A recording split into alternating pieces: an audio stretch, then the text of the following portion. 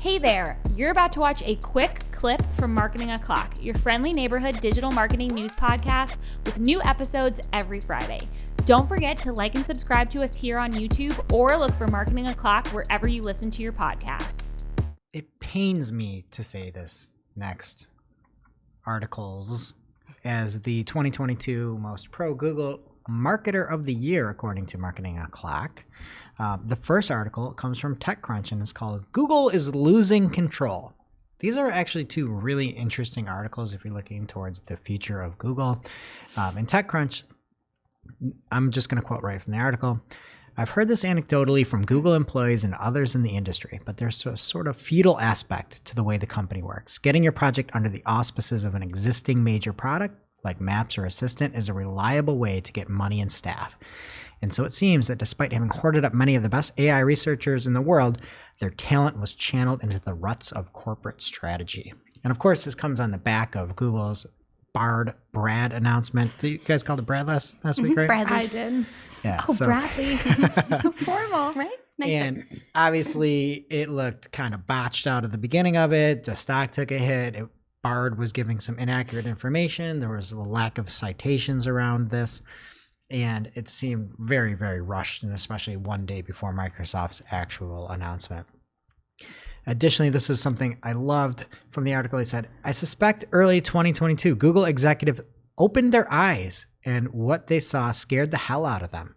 I'm picturing the scene in Lord of the Rings where Denethor finally looks out at the gathered armies of Mordor. No idea what either of those are.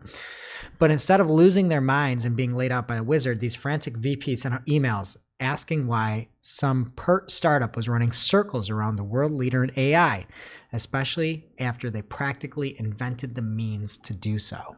And I see a lot of people out there talking about how much better Google's technology is. It is not nearly as finalized for, at least it appears, for consumer consumption than ChatGPT is. It's not even close. It's all hypothetical, and their language models might be better, but they're way behind timeline-wise. There's not even like a real thing to use right now that you can see from a customer-facing standpoint. I can go on to OpenAI and use ChatGPT. And then follow up here, and then I'll stop quoting this article. I just love the last sentence. It says, the evidence for this is the trotting out of Imagen a month after DALL-E 2. Though like practically every other interesting AI research Google publicized, it was not available for anyone to test out, let alone connect to an API. Then after Meta released a Make a Video in September, Google responded with Imagen Video a week later, where Fusion made waves for generating music, and a month later, here comes Music LM, which you still can't use. But surely it was ChatGPT that caused Google leadership to swiftly transition from anxiety to full-on flop sweat. And that was the end. That just check it out if you want to see some of the backward thinking that got Google behind for once, and hopefully is going to be pushed to get better. And then over on search engine land, Danny Goodwin had an article that talks. It's called Ex-Googler. Ad revenue is hiding Google's fundamental problems. And there's 4 cultural problems from somebody named Previn that put out a Medium article. And those 4 cultural problems are no mission, no urgency, delusions of exceptionalism, and mismanagement. I think all those probably make sense if you are working very closely with some of the quote unquote innovation that we've seen in Google Ads. They haven't put anything out that anybody's wanted in a long, long time. Like, name the last thing that you saw from Google Ads and you're like, this is good. And I'm talking as an advertiser. Lead gen forms maybe 2 years ago. Mm-hmm. That's it. Like, what? It isn't. Performance Max has the ability to get more out there, but nobody's asked for this. Nobody wants it. And that initial report over on Medium says, while 2 of Google's core values are respect the user and respect the opportunity, in practice, the systems and processes are intentionally designed to respect risk. Risk mitigation trumps everything else. This makes sense. Everything is going wonderfully, and the most important thing is to avoid rocking the boat and keep sailing on the rising tide of ads revenue. Nailed it. And then Danny Goodwin found an awesome comment from Larry Page back in 2013 in a founder's letter that was the polar opposite of this thinking.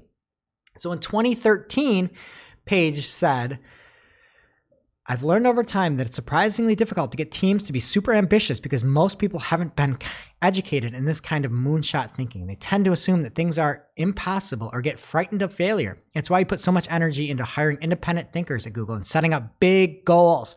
Because if you hire the right people and you have bold enough dreams, you'll usually get there. And even if you fail, you'll probably learn something important. It's also true that over time, many companies get comfortable doing what they've always done with few incremental changes. This kind of incrementalism leads to irrelevance over time, especially in technology, because change tends to be revolutionary, not evolutionary. That was kind of beautiful. Great connection there from Danny. And those two articles are some must reads if you want to know why we got to Google chasing behind Microsoft. Thanks again for watching Marketing O'Clock. We'd love you forever. If you'd like this video, subscribe to our channel and share it with a friend. And don't forget, you can also catch our Famous Friday news show on your favorite podcast player every week.